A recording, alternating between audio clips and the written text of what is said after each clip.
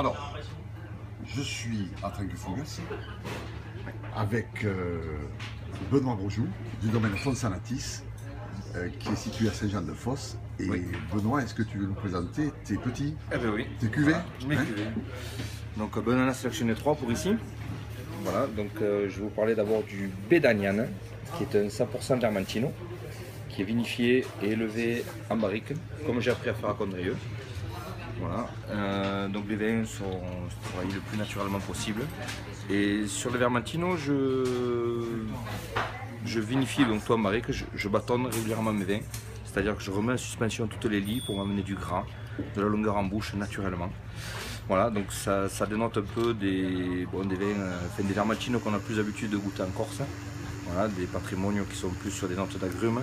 Moi je suis sur des notes plus d'aubépine, de l'amande grillée, du miel d'acacia, voilà, des vins beaucoup plus longs et un peu moins vifs que la Corse. Voilà.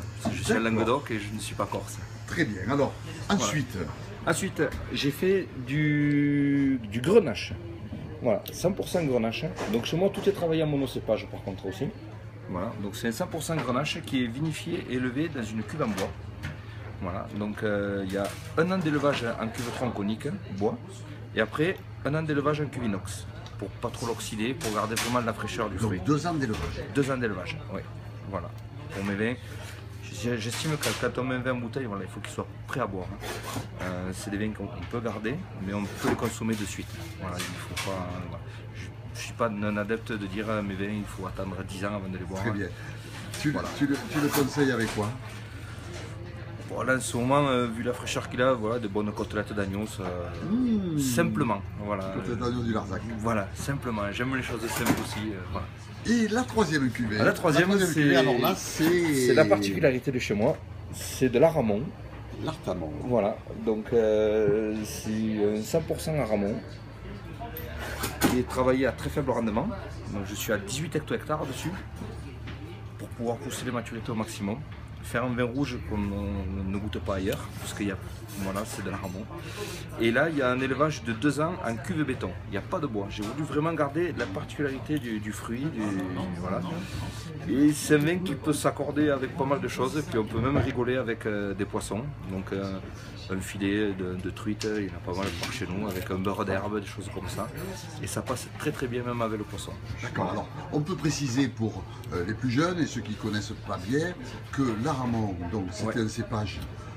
C'est le plus vieux cépage du Languedoc en théorie. Et c'est un cépage qui à l'époque.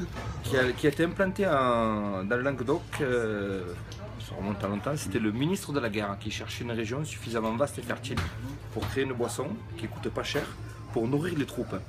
Donc c'est tombé sur le Languedoc, puisqu'on a des plaines quand même fertiles.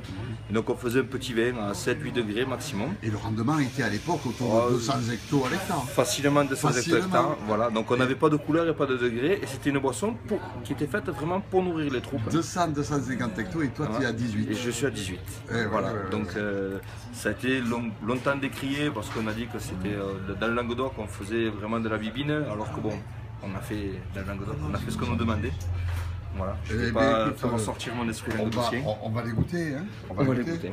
Et venez les goûter avec nous. Voilà.